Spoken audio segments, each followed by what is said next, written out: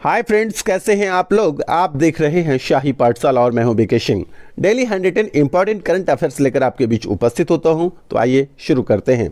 शुरू करने से पहले छोटी जानकारी है, कल ही यानी जिस दिन आपका पेज 68 होता है उसी दिन आपको मिलना चाहिए था 8 पेज का एक पीडीएफ, जो आपके रिवीजन के लिए, क्विक रिवीजन के लिए सबसे इंपॉर्टेंट है, क्योंकि वन लाइनर करंट अफेयर्स से आप जल्दीबाजी में करंट अफेयर्स को रिवाइज कर सकते हैं। इसलिए करंट अफेयर्स को अपने में हैंड रिटन, जो मेरा ये वन लाइनर है, इसको अपने मोबाइल में सेव करके रख सकते हैं। आज है हमारा 19 फरवरी और 19 फरवरी को पेज आपका 69 यानी 69 हो गया है। तो आइए शुरू करते हैं आज का 69 पेज का करंट अफेयर्स। केरल राज्य जल परिवहन विभाग कोच्चि में अपने वातानुकूलित सौर ऊर्जा से चलने वाला बैंक वाटर क्रूज पोत को लॉन्च करेगा। इसका नाम क्या है? तो इसका नाम है सोलर क्रूजर। ठीक है, सोलर क्रूजर। तो ये ध्यान में रखिएगा कि ये केरल राज्य का जल परिवहन विभाग कोच्चि के द्वारा जो है बनाया गया है, और ये क्या है, बैंक वाटर क्रूज पोत है, और इसका नाम क्या है, सोलर क्रूजर। पोत का मतलब होता है मालवाहक, ढोने वाला, माल ढोने वाला। ठीक है, अब अगला है, हाल ही में कोविड-19 प्रबंधन पर एक पुस्तक का विमोचन केंद्रीय स्वास्थ्य मंत्री, किसने? मनसुख मंडाविया ने। केंद्रीय स्वास्थ्य मंत्री का क्या नाम हो गया? मनसुख मंडाविया। इसने लॉन्च किया है। तो इस पुस्तक का शीर्षक क्या है, यानी इस पुस्तक का नाम क्या है? तो इस पुस्तक का नाम है A nation to Protect. A nation to protect. कोविड-19 के खिलाफ भारत की जो लड़ाई है ना, इसमें पीएम मोदी के नेतृत्व को उजागर करता है इस पुस्तक, यानी ए नेशन टू प्रोटेक्ट पुस्तक की जो लेखिका है वो कौन है? प्रियम गांधी मोदी है। कौन है? प्रियम गांधी मोदी। याद रखने का ट्रिक मैं बता देता हूं कि प्रियम के नाम के पीछे गांधी और मोदी दोनों लगा है। ठीक ना, गांधी बोलते हैं, नेहरू जी के परिवार को गांधी बोलते हैं, और मोदी तो मोदी जी हैं ही, तो गांधी मोदी दोनों नाम है। ये ट्रिक हुआ याद रखने का।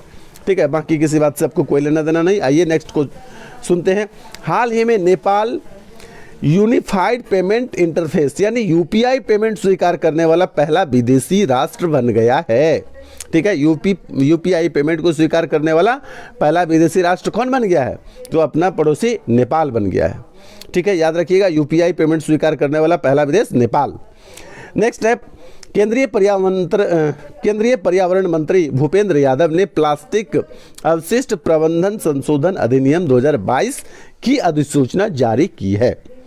नए नियम के अनुसार उत्पादकों, आयातकों और ब्रांड मालिकों को अगले वित्तीय वर्ष 30 जून तक जो है कि रिसाइकलिंग विवरण प्रदान करना होगा। अगर 30 जून तक क्या करना होगा? रिसाइकलिंग विवरण प्रदान करना होगा। एक्चुअली है क्या कि ईपीआर लक्ष्यों को पूरा करने पर प्रदूषक भुगतान सिद्धांत के आधार पर पर्यावरण जुर्माना भी जो है लगाया जा सकता है। ये ईपीआर क्या होता है?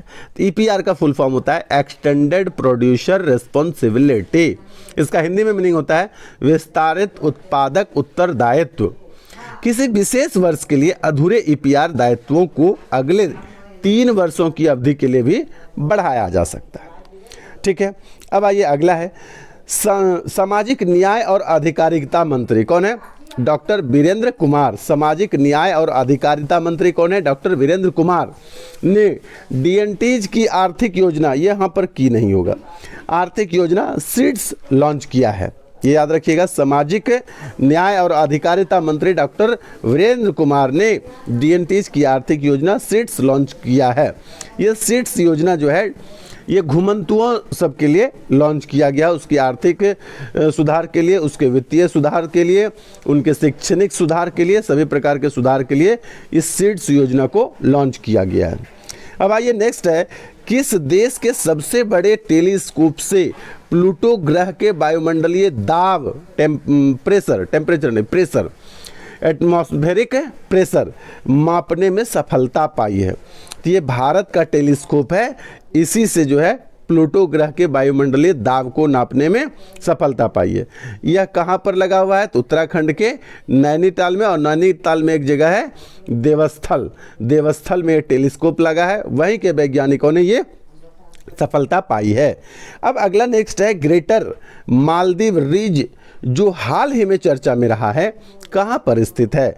ग्रेटर मालदीव रिज ये कहाँ है? पश्चिम हिंद महासागर में स्थित है। एक्चुअली ही हुआ है क्या कि भारत के वैज्ञानिक और प्रौद्योगिकी विभाग ने टेक्टोनिक विकास, ये ज्योग्राफिकल वर्ड है, टेक्टोनिक विकास और ग्रेटर मालदीव रिज का पता लगाया है। टेक्टोनिक विकास और ग्रेटर मालदीव रिज का पता लगाया, इसलिए ये बात चर्चा में था। ज्योग्राफी से रिलेटेड ये करंट अफेयर्स था, इसको मैंने अपने में शामिल कर लिया। अब आइए नेक्स्ट है, कहता है कि national institute of animal biotechnology कहाँ स्थित है। फिर प्लेस से रिलेटेड है, यानी ज्योग्राफी से रिलेटेड करंट अफेयर्स है। तो ये national institute of animal biotechnology जो है ये संस्थान हैदराबाद में स्थित है। चर्चा में क्यों है? चर्चा में इसलिए है कि इस NIAB ने, यानी national institute of animal biotechnology ने एक नए प्रकार के प्रोटीन NS1 प्रोटीन का विकास किया है। चूँकि नए प्रकार के प्रोटीन का विकास किया, यह प्रोटीन मवेशियों को जानवरों के इलाज के लिए बेहतर सुविधा प्रदान करेगा, इस कारण से ये काफ़ी इंपॉर्टेंट हो जाता है। अब आइए नेक्स्ट है, भारतीय नौसेना ने अपने युद्धपोत INS विशाखापत्तनम से किस सुपरसोनिक क्रूज मिसाइल का परीक्षण किया है? तो किस पोत पर से किया है? INS विशाखापत्तनम युद्धपोत से किया है। उसके बाद कौन सा मिसाइल किया है? ब्रह्मोस। आप जानते हैं भारत के लिए ब्रह्मोस जो है बहुत एडवांस मिसाइल है, और ब्रह्मोस जो भारत ने विकसित किया है वह रूस के सहयोग से विकसित किया है। ब्रह्मोस में ब्रह्म का मतलब होता है भारत की ब्रह्मपुत्र नदी, मोस का मतलब होता है मॉस्कोवा नदी, ठीक ना। दो नदियों के नाम से ये इस मिसाइल का नाम रखा गया है, ब्रह्मोस, ठीक है। अब आइए अगला है, अभी हाल ही में US के साथ कौन सा देश संयुक्त हवाई अभ्यास को कोप साउथ 22 आयोजित करेगा? तो US और हमारे बगल में पड़ोसी देश है बांग्लादेश, वो दोनों मिलकर के कोप साउथ 22 हवाई वायु अभ्यास जो है वो आयोजित कर रहा है। अब आइए अगला है, Vikram Sarabhai children innovation centre का शुभारंभ जो है कहाँ किया गया है? आप जानते हैं कि विक्रम साराभाई अंतरिक्ष अनुसंधान केंद्र है। अब यहाँ पर वो नहीं है, चिल्ड्रन इनोवेशन सेंटर यानी बाल वाला छोटा बच्चा के लिए, छोटा मतलब नन्हा नहीं। तो चिल्ड्रन इनोवेशन सेंटर का शुभारंभ किया गया है, ये गुजरात में शुरू किया गया है। जिस प्रकार से बिहार के CM जो कुछ भी नया अच्छा चीज़ आरंभ करेंगे ना, तो बिहार के किस ज़िले में करेंगे? जाके नवादा में करेंगे। उसी प्रकार से हमारे PM क्या करते हैं कि कुछ अच्छा चीज़ शुभारंभ करेंगे ना, वो जाके अपने गुजरात में करेंगे। आइए नेक्स्ट है, पटना के किस अभिनेता को Dada Saheb Phalke Indian television award से सम्मानित किया गया है? तो इनका नाम है दीप श्रेष्ठ। क्या नाम है? दीप श्रेष्ठ। पटना के किस अभिनेता को, ठीक ना, कौन सा अवार्ड है? Dada Saheb Phalke Indian television award, Dada Saheb Phalke Indian television award, ठीक ना, सम्मानित किया है। तो नाम याद रखिएगा, दीप श्रेष्ठ। ये भी बहुत इंपॉर्टेंट प्रश्न हो जाता है। आज फिर मैं पेज में जगह ना होने के कारण आज के इतिहास को ऐड नहीं कर पाया हूँ। बने रहिए शाही पाठशाला के साथ। शाही पाठशाला आपके लिए लेकर आता है बहुत ही इंपॉर्टेंट प्रश्न जो आपके किसी भी एग्जामिनेशन पॉइंट ऑफ व्यू से बहुत इंपॉर्टेंट हुआ करता है। तो आज के लिए इतना ही, धन्यवाद।